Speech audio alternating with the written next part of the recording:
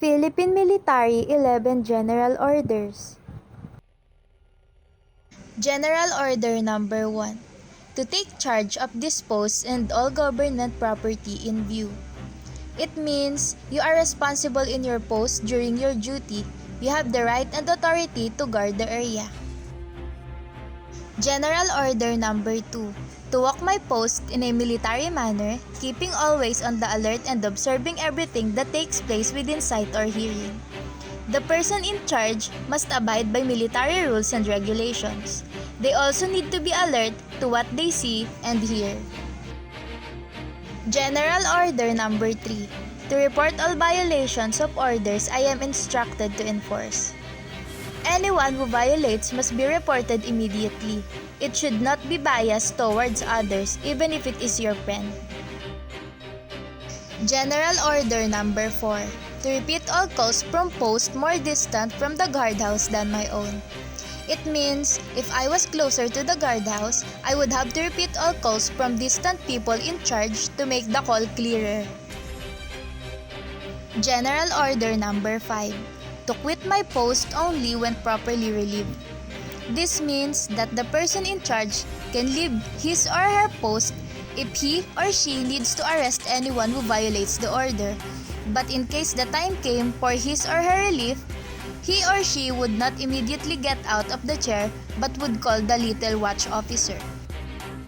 General Order Number 6. To receive, obey, and pass on the sentry who relieves me all orders from the commanding officer, field officer of the day, and officers and petty officers of the watch. When it's time for your relief, you have to pass and explain to the sentry who gives you orders from the commander officer, officers of the day, and by the officers of the watch. General Order Number 7. To talk to no one except in the line of duty. That is, if a sentry asked, he could answer briefly, but he could not let anyone stay in the post to talk other than the members of the guards conducting the inspections. General Order Number 8. To give the alarm in case of fire or disorder. A sentry should sound the alarm loudly to get the attention of the little watch officer. If there is a fire, sound the alarm and make sure the building is clear. If trouble comes up with your post, call the little watch officer and try to catch someone causing trouble. If unsure, call the small watch officer, and if the situation arises is not covered by either general or special orders, call the small watch officer. General Order Number 9. To call the petty officer of the watch in any case not covered by instructions. If something appears or may happen and you do not know what to do, or it is not covered by the order given, just call the petty officer of the watch. General Order Number 10. To salute all officers and all colors and standards not cased. It means he or she have to salute all officers and all colors because it is a sign of respect, so they will also respect you. General Order Number 11. To be especially watchful at night and during the time for challenging. To challenge all persons on or near my post and to allow no one to pass without proper authority. It means he or she needs to be vigilant, especially at night and even during the day. Everyone should be ready and not admit anyone, especially if it has no authority. Code of Conduct of the Filipino Soldier. Code of Conduct Number 1. I am a Filipino soldier. I will support and defend the Constitution of the Republic of the Philippines.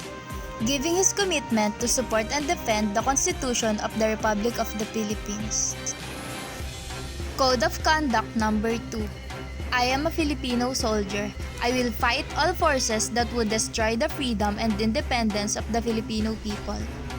Giving his or her pledge that he or she will fight opponents with all forces and guard one's own country.